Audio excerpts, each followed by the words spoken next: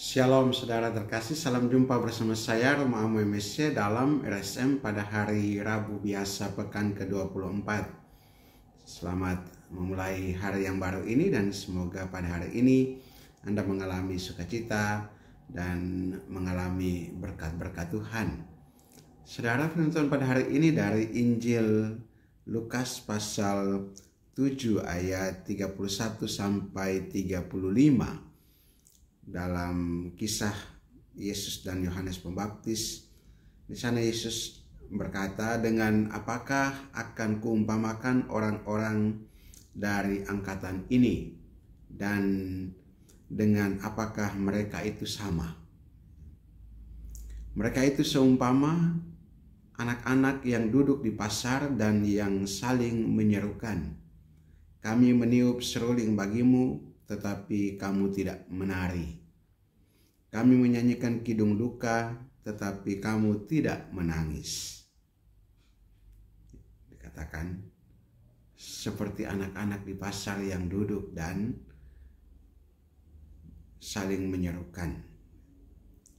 Juga karena Yohanes Pembaptis datang, ia tidak makan roti dan minum anggur, kamu berkata, ia kerasukan setan. Kemudian anak manusia datang, ia makan dan minum, dan kamu berkata, lihatlah, ia seorang pelahap dan peminum, sahabat pemungut cukai dan orang berdosa. Tetapi hikmat Allah dibenarkan oleh semua orang yang menerimanya. Saudara, Yesus dan Yohanes Pembaptis, dua tokoh besar dalam penutupan perjanjian lama, yaitu Yohanes Pembaptis, dan permulaan perjanjian baru, yaitu Yesus. Dua-dua ini punya ciri hidup yang lain daripada kebanyakan orang Israel. Yohanes Pembaptis selalu di padang gurun, berseru-seru di padang gurun, ya, selalu menyatakan, menyerukan pertobatan, dibaptis pertobatan, dan makanannya belalang dan madu hutan, ya, bahkan lebih banyak, ya, berpuasa. Dia tidak makan roti, tidak minum anggur, ya. Satu perhidup yang tidak biasanya. Begitu juga Yesus, anak manusia, datang sebagai manusia, tinggal di tengah-tengah kita. Ia makan dan minum seperti biasa. Tetapi orang-orang yang tidak menerima Yesus, yang bergaul dengan para pemungut cukai dan orang berdosa, mereka merasa bahwa kalau bergaul dengan orang-orang berdosa, mereka juga ikut berdosa. Padahal persis disinilah letak misi Yesus, yaitu datang memanggil orang berdosa untuk bertobat. Bahkan ia tidak hanya berseru-seru, tetapi juga bergaul dengan mereka. Ia sama dengan kita sebagai manusia, tetapi tidak pernah berdosa. Nah, disinilah hikmat Allah dibenarkan oleh semua orang yang menerimanya. Hikmat Allah dibenarkan oleh mereka yang jeli, yang peka, yang percaya. Maka mari kita juga melihat ciri-ciri hidup Yesus dan Yohanes Pembaptis.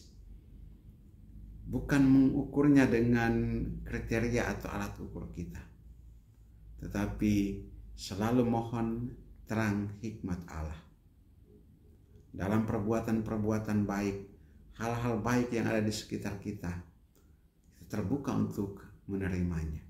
Sekalipun kita berbeda, sekalipun tidak sesuai dengan cara pandang kita, tetapi sikap utama untuk terbuka dan menerima cara pandang, cara pikir, cara hidup orang lain, itu itu menjadi hal yang penting. Siapa tahu melalui cara hidup mereka Allah menunjukkan jalan bagi kita sekalian belajar sesuatu untuk memperbaiki kehidupan kita atau untuk hidup lebih baik lagi. Marilah kita berdoa.